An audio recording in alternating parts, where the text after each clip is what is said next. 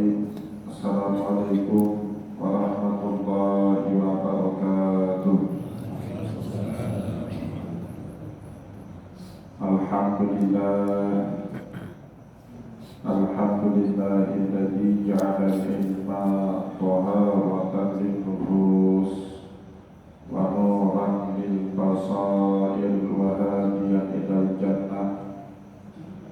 Asyhadu an la ilaha illallah wahdahu la syarika lah wa asyhadu anna Muhammadan abduhu wa rasuluhu shahibul burhan.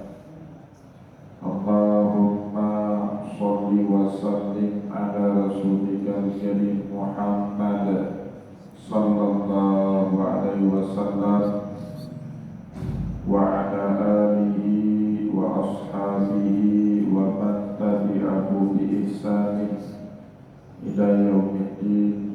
Summa amma ba'du. Puji dan syukur senantiasa dan tidak pernah bosan-bosannya kita panjatkan kehadiran Sang Maha Pencipta Allah Subhanahu wa Ta'ala, yang mana dengan limpahan karunia-Nya, rahmat-Nya, hidayah-Nya, serta anugerah-Nya kepada kita semua, kita kembali masih diberi kesempatan, kesehatan dan usia panjang oleh Allah untuk sama-sama dan senantiasa mengabdikan diri kita di jalannya dengan menjalankan segala perintahnya dan menjauhi semua larangannya. Salawat dari salam juga tidak pernah lupa pula kita haturkan kepada junjungan alam Nabi besar Muhammad sallallahu alaihi wasallam, di mana beliau telah bersabda dalam satu hadisnya, man arada dunya fa'alaihi bil ilmi wa man arada al-akhirata fa'alaihi bil ilmi wa man aradahuma fa'alaihi bil ilmi. Barang siapa yang mau bahagia di dunia, caranya dengan ilmu, dan barang siapa yang mau bahagia di akhirat juga caranya dengan ilmu. Dan bagi barang siapa saja yang mau bahagia di dunia dan akhirat juga caranya dengan ilmu pengetahuan.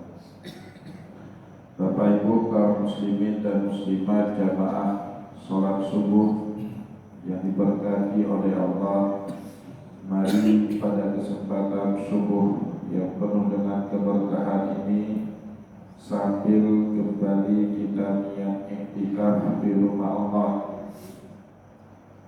mari sama-sama kita kembali melanjutkan pengajian Hadarat wal Thaqafah al-Islamiyah, peradaban dan kebudayaan Islam, dengan kitab Al-Muqaddimah karya Imam Ibnu Khaldun rahimahullahu ta'ala anhu. Dan insyaallah pada kesempatan subuh kali ini kita kembali akan melanjutkan bacaan kita dengan pasal pembahasan berikutnya, Al-Faslur Rabi'u, pasal yang keempat, fi anna ahlal badwi aqrabu ilal khairi min ahlil hadri. Masyarakat yang hidup, pasal keempat membahas mengenai masyarakat yang hidup di pedalaman, di perkampungan, lebih dekat dengan kebaikan, lebih dekat dengan kesolehan daripada mereka yang hidup di perkotaan. Hidup mereka lebih tulus daripada kehidupan masyarakat yang ada di perkotaan. Jadi Bapak Ibu kaum muslimin dan muslimat jamaah pengajian yang dimuliakan oleh Allah, setelah pada beberapa pertemuan yang lalu kita bahas karakter masing-masing dari kehidupan pedalaman dan kehidupan di perkotaan, bagaimana orang hidup di pedalaman, bawaannya lebih sederhana, tidak mikir macam-macam, dan tidak banyak tuntutan dalam kehidupan mereka, sehingga mereka hanya fokus untuk mencukupi apa yang menjadi kebutuhan pokok di dalam kehidupan mereka. Sedangkan masyarakat yang hidup di perkotaan, tantangan dan tuntutan kehidupannya banyak sekali, sehingga kehidupan di kota tidak cukup dengan memenuhi kebutuhan primer. Masyarakat yang hidup di kota selalu dituntut punya ini, punya itu, untuk juga memenuhi kebutuhan sekunder bahkan tersiernya. Itu sudah menjadi tantangan dan tuntutan bagi masyarakat yang hidup di perkotaan, sehingga tantangannya lebih besar dibandingkan masyarakat yang tinggal di pedesaan. Bahkan Imam Ibnu Khaldun juga menjelaskan kepada kita, bagi manusia yang mau berkembang hidupnya sulit berkembang kalau dia masih menetap di daerah pedalaman. Dia harus bermigrasi. Inilah yang di zaman modern disebut dengan gelombang urbanisasi, yang masyarakat pedalaman berbondong-bondong menuju ke kota, mencari penghidupan yang lebih layak, mencari sumber-sumber rezeki yang lebih banyak dibandingkan saat mereka hidup di pedalaman atau di pedesaan. Bapak Ibu kaum muslimin dan muslimat jamaah pengajian yang dimuliakan oleh Allah, selanjutnya Imam Ibnu Khaldun juga membahas kepada kita apa kaitannya itu semua dengan ajaran agama, terutama syariat kita, syariat Islam. Nah, baru kemudian beliau jelaskan hal tersebut pada pasal berikutnya, pasal yang keempat, fi anna ahlal badwi aqrabu ilal khairi min ahlil hadari. Masyarakat yang hidup di pedalaman lebih dekat dengan berbagai macam nilai kebaikan. Hidupnya mereka lebih tulus, yang lebih ikhlas dibandingkan mereka yang hidup di perkotaan. Wasababuhu, dan sabab ataupun penyebab kenapa masyarakat yang hidup di pedalaman itu lebih dekat dengan nilai-nilai kebaikan daripada masyarakat yang hidup di perkotaan. Anna nafsa idza kanat ala fitratil ula kanat mutahayyi'atan liqabuli ma yariddu 'alaiha wa yantabi'u fiha min khairin aw syarrin. Sebelum kita menjelaskan kalimat tadi Bapak Ibu, pada pertemuan terakhir yang lalu Imam Ibnu Khaldun juga membahaskan kepada kita annal badawata aqdamu minal hadari. Kehidupan di pedalaman itu mendahului daripada kehidupan di perkotaan. Sebelum adanya kota, manusia hidupnya di kampung, ya. Masyarakatnya hidup di kota ini tidak semua, tapi hampir semuanya itu berasal dari masyarakat kampung. Ini yang dimaksud sama Imam Ibnu Khaldun pada pertemuan yang lalu, annal badawata aqdamu minal hadari wasabibun alaih. Kehidupan di pedalaman itu jauh melampaui sebelum adanya kehidupan di perkotaan, wasabibun alaih. Dan semua kota itu didahului peradaban pedalaman. Jadi seduluan ada yang namanya perkampungan, pedesaan, pedalaman, atau daerah gurun, ya, sebelum kemudian manusia membangun perkotaan, ya, sebelum kemudian manusia membangun perkotaan atau tempat-tempat banyak perkantoran, pasar, perumahan, dan seterusnya. Bapak Ibu kaum muslimin dan muslimat jamaah pengajian yang dimuliakan oleh Allah, baru kita bisa menjelaskan kalimat tadi, anna nafsa bahwasanya setiap jiwa manusia tidak akan alal fitratil ula, dia bawaannya kepingin kepada fitrahnya yang pertama. Masyarakat di kota sudah migrasi, masyarakat pedalaman yang sudah bermigrasi ke perkotaan, tetap ya, dia selalu terbawa ingatan kehidupan masa kecilnya, masa lalunya saat di kampung, dan seringkali itu membuat dia bernostalgia. Mengapa dia mau tinggal di kampung?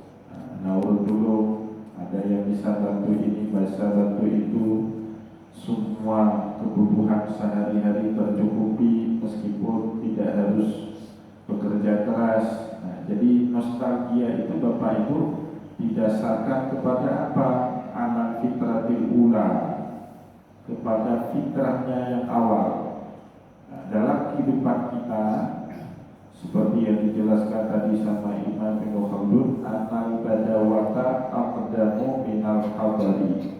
Kehidupan di perkampungan itulah yang lebih awal daripada kehidupan di perkotaan. Sebab itu Bapak Ibu naluri manusia selalu bernostalgia dengan kehidupan kampungnya, dengan kehidupan pedalamannya. Anna nafsa idza kanat ala fitratil ula, manusia itu selalu jiwanya bernostalgia dengan fitrahnya yang pertama. Kalau dalam bentuk ruang atau dalam bentuk tempat, berarti ini kota Bapak Ibu tempat kehidupan kita kemudian, setelah sebelumnya semua kita berasal dari perkampungan. Ya, kalau dalam jiwa berarti kita ini semuanya lahir dalam keadaan suci.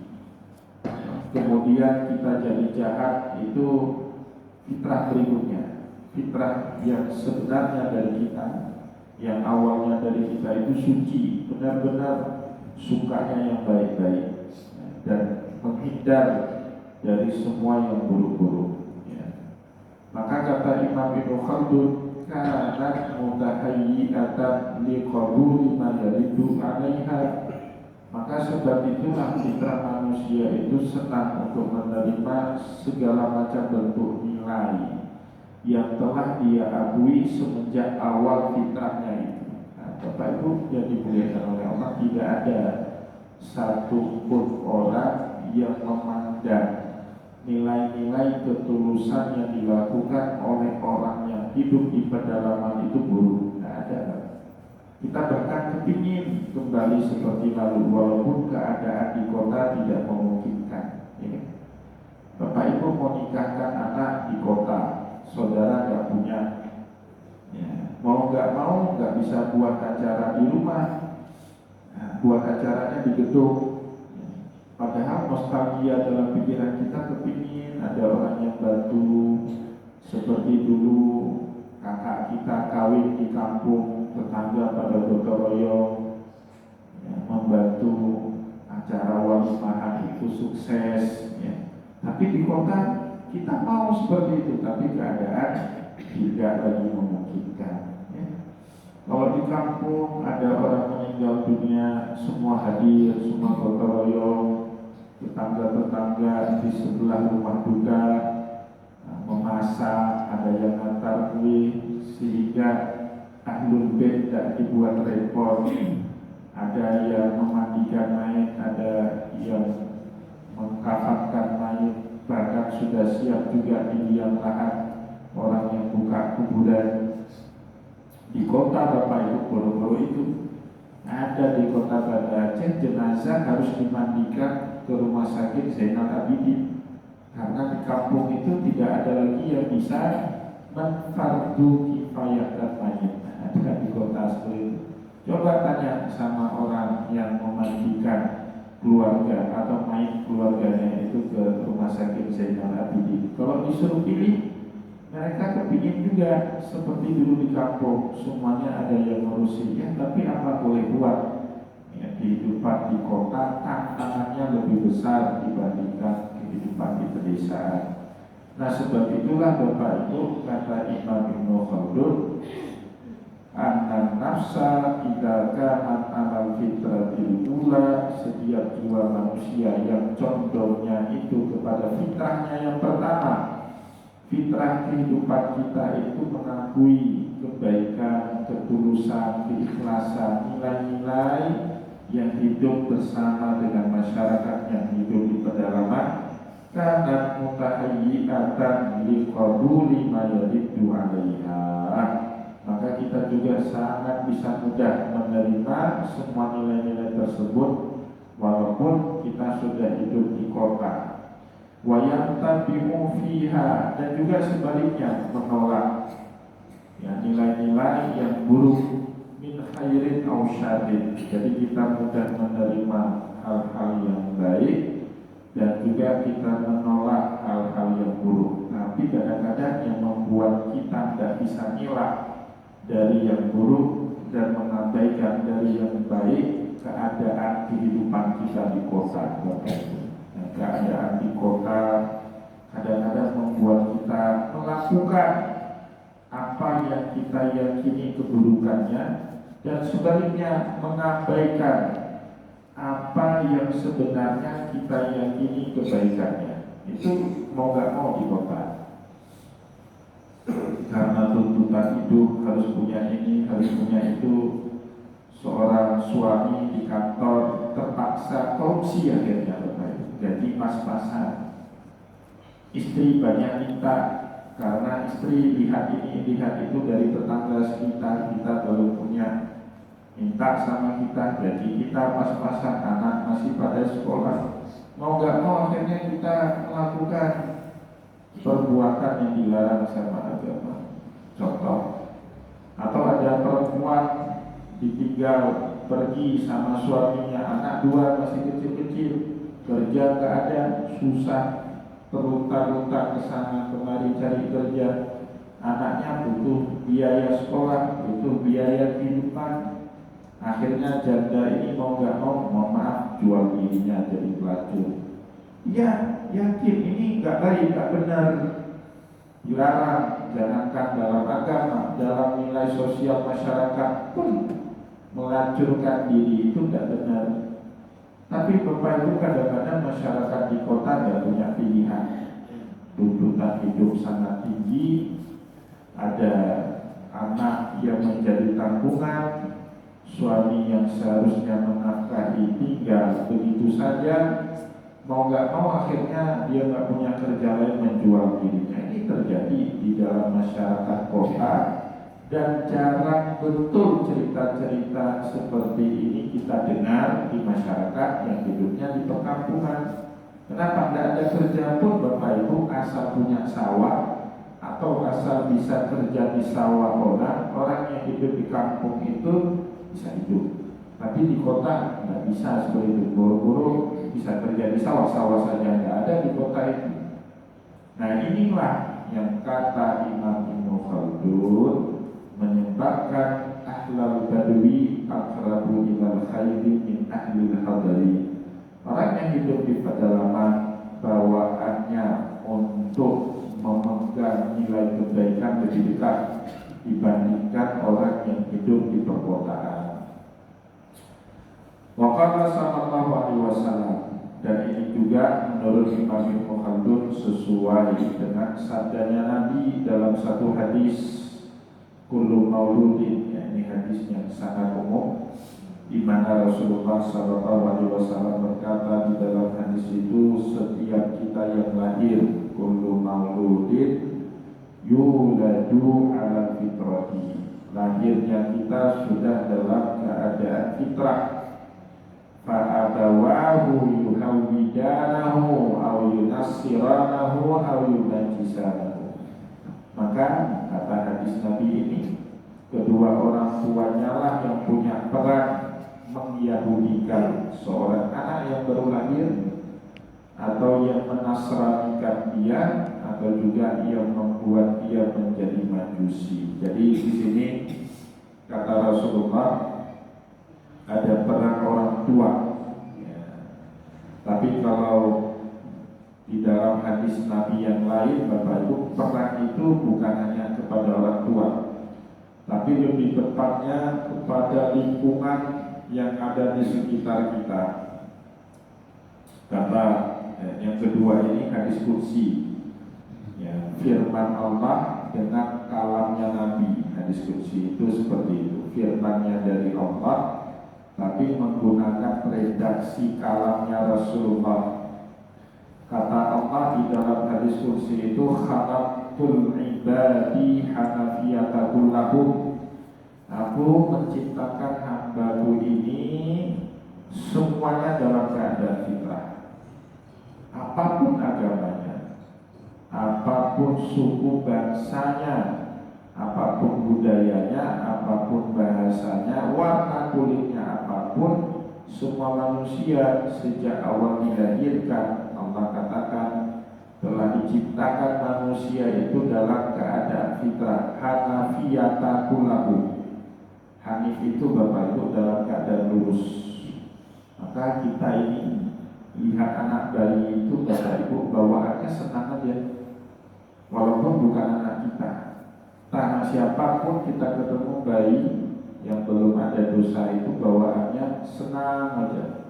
Kita cium anak bayi itu pun wangi, walaupun dia nggak pakai bedak, nggak pakai minyak wangi. Nah kita sudah besar seperti ini kayak ibu-ibu ini, pakai minyak wangi sebanyak apapun tetap bau juga. Tetap bau juga. Lihat jengkel juga kita, alah gila rumahnya. Tapi anak bayi itu bawaannya senang aja. Kenapa? Karena di awal-awal penciptaannya itu dia nggak menyimpang, nggak belok kanan, nggak belok kiri. Hanafiyata kullahum, lurus-lurus saja anak bayi itu. Ya, diajari bohong dia nggak bisa bohong. Ya, dia melakukan apa adanya, nggak bisa berkamuflase, nggak bisa main sinetron, nggak bisa main drama. Anak bayi itu bukan seperti kita orang dewasa, drama kehidupannya banyak sekali. Nah, tapi kata Allah dalam hadis kursi itu, fa'talathumus syayatin, dia menyimpang, ada yang ke kanan, ada yang menyimpang ekstrim bahkan ke kiri. Sebabnya karena lingkungan, kata Allah, fa'talathumus syayatin, karena dia berbaur dengan para setan.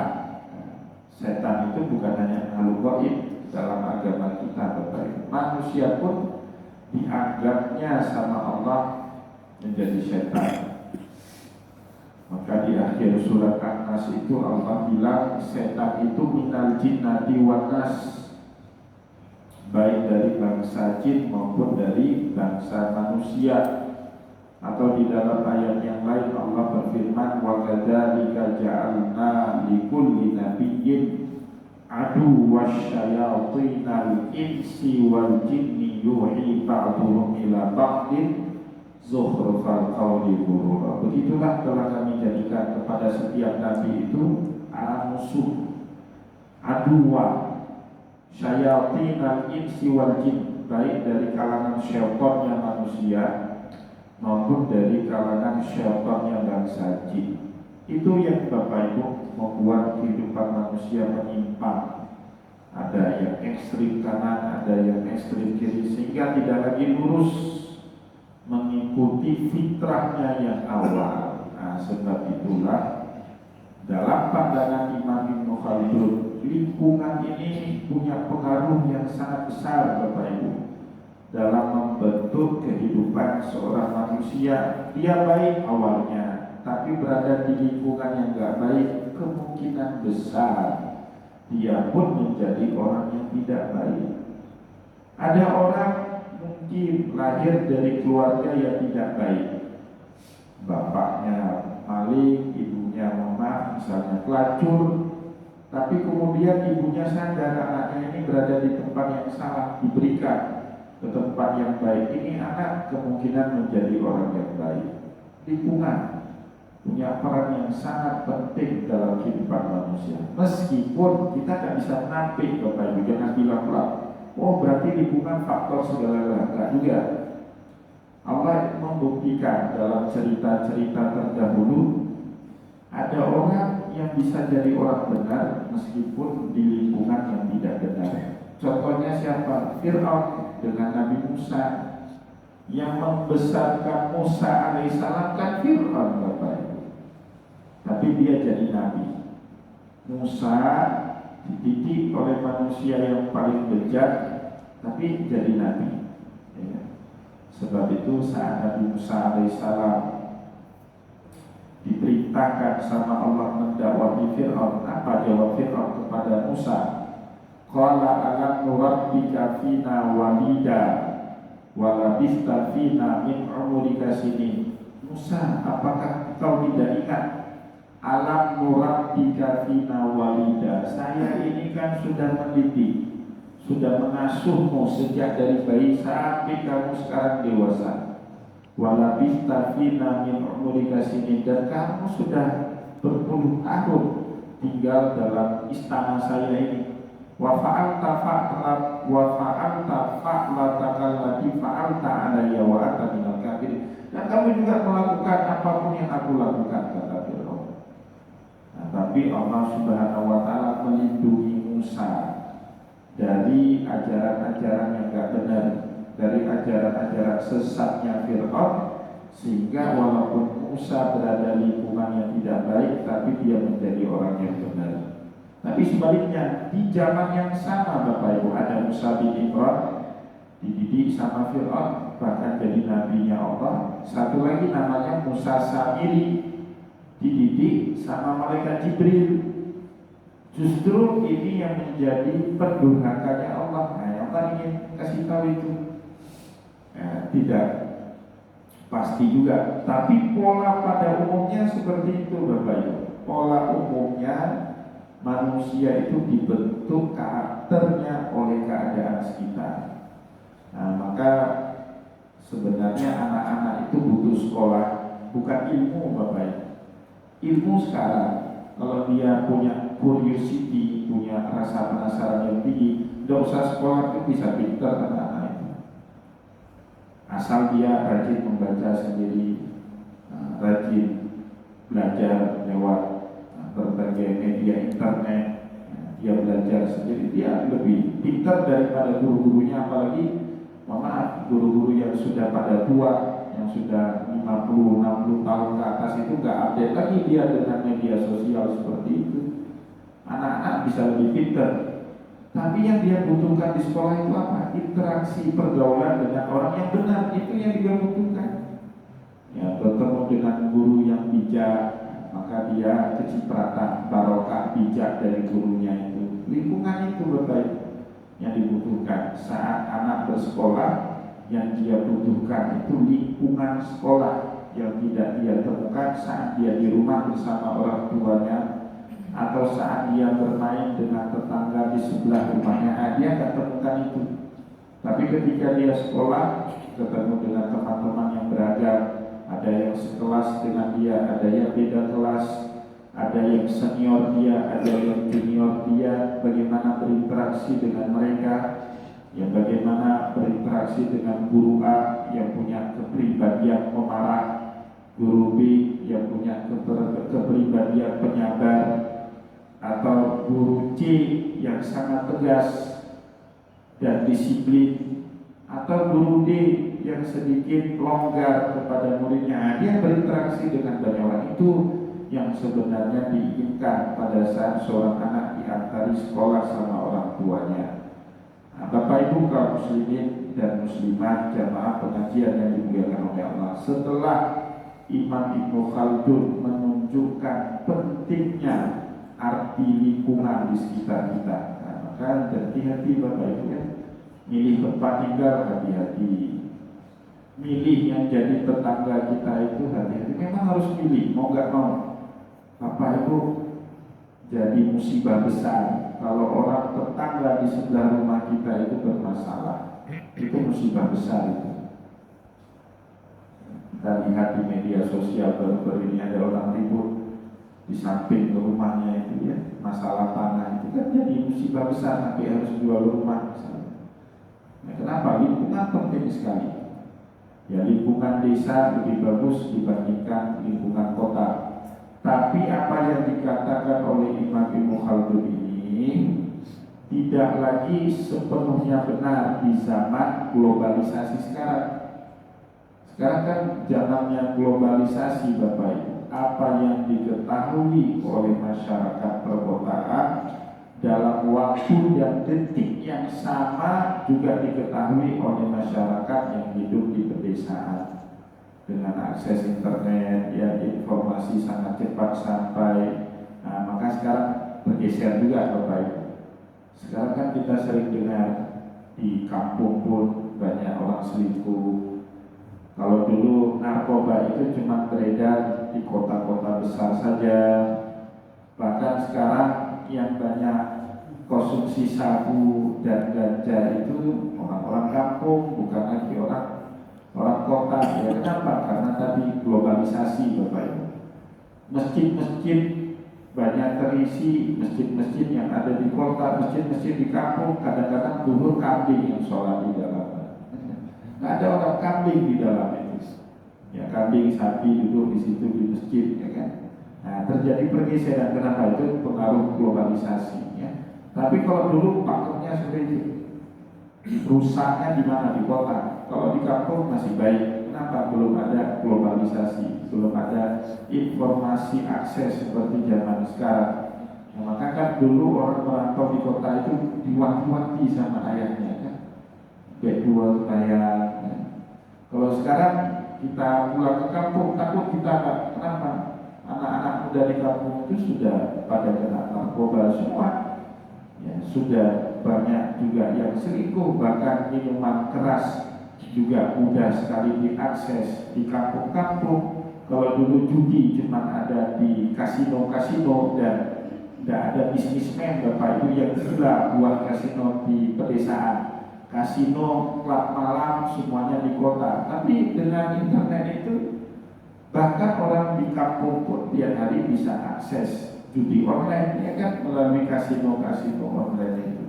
Nah, jadi zamannya sudah berubah di zaman kita sekarang. Bapak Ibu kaum muslimin dan muslimat jamaah pengajian yang dimuliakan oleh Allah, selanjutnya Imam Ibnu Khaldun menjelaskan kepada kita wa bi qadri ma sabaqa ilaiha min ahadil khulqaini tabadu anil akhar. Pada saat manusia di satu tempat itu condong kepada salah satu akhlak, kepada salah satu karakter, maka dia akan jauh dari karakter yang lain. Ya. Pada saat dia dekat dengan kebaikan, maka dia akan jauh dari keburukan. Sebaliknya, kalau dia dalam lingkungan yang buruk, maka dia akan jauh dari lingkungan yang baik. Ya, baik dan buruk itu seperti barat dan timur, yang ujungnya sebenarnya tidak saling ketemu. Ya, tak akan pernah bisa ketemu itu barat dan timur. Ya, kecuali tadi kalau ada orang yang tidak betul-betul komit dengan kebaikan dan juga setengah buat buruknya, nah, dia bisa bercampur antara melakukan baik dan buruk. Wa yas'abu 'alaiha iktisabuhu. Pada saat manusia dekat dengan yang baik, menjadi sulitlah dia melakukan perbuatan jahat. Bapak Ibu yang sudah jadi ahli masjid lebih sukar buat jahat dibandingkan yang belum jadi ahli masjid. Ya, sistem sosial membuat kita susah Bapak Ibu melakukan perbuatan jahat. Mau marah-marah di depan umum, takut nanti dijadikan kunci di roda masjid. Ya kan?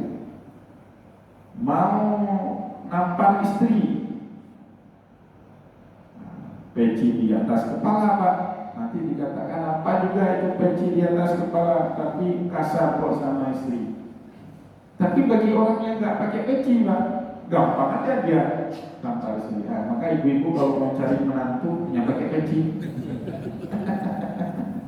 mikir-mikir dia mau nampar orang, nampar peci di kepalanya. Peci ini kan simbol kebaikan Bapak Ibu.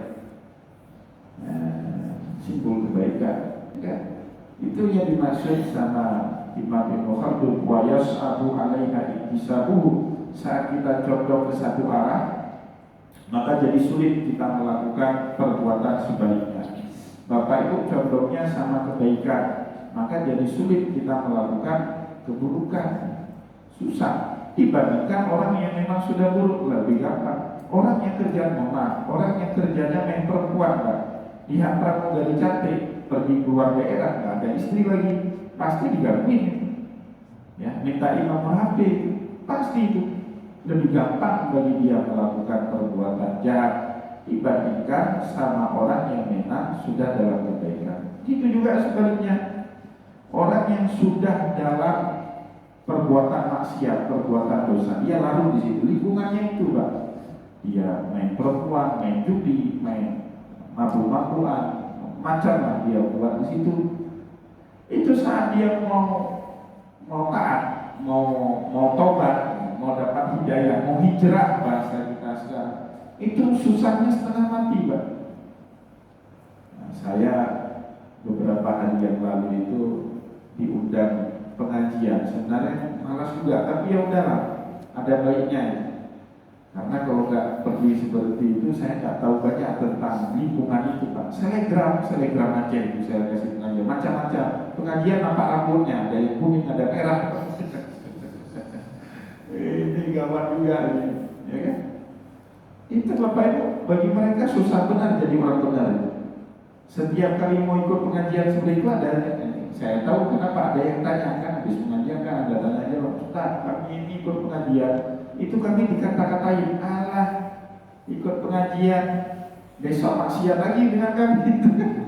Jadi bagi mereka ada beban, ada beban sekian. Kalau bapak-bapak pergi ke masjid kan nggak ada yang ngata-ngatain, ada yang ngata-ngatain, nggak ada kan? Paling didukung sama keluarga, sama istrinya. Bahkan ada yang suami istri pergi ke masjid didukung sama lingkungannya. Tapi kalau kita sudah di lingkungan maksiat sulit itu, mau tobat, itu pasti diremehin, disepelekan sama temannya. Allah tobat, nanti maksiat lagi sama-sama, jadi gitu ya bukan berat. Nah, maka disebut sama Imam Ibnu Khaldun, wa yas'abu 'alaiha iktisabu. Pada saat kita sudah condong kepada satu arah dari akhlak tadi, maka sulit bagi kita melakukan akhlak yang lain. Kalau kita sudah istiqomah dengan akhlakul karimah, susah kita melakukan akhlakul mazmumah. Tapi juga sebaliknya, kalau kita sudah larut dalam akhlakul mazmumah, susah bagi kita melakukan akhlakul karimah. Insyaallah pada pertemuan yang akan datang kita akan lanjutkan kembali bacaan kita ini. Semoga apa yang telah kita sampaikan pada kesempatan subuh ini bermanfaat kepada kita semua. Saya mohon maaf jika ada yang tidak berkenan. Wallahu a'lam wa nasrun minallahi. Wassalamualaikum warahmatullahi wabarakatuh.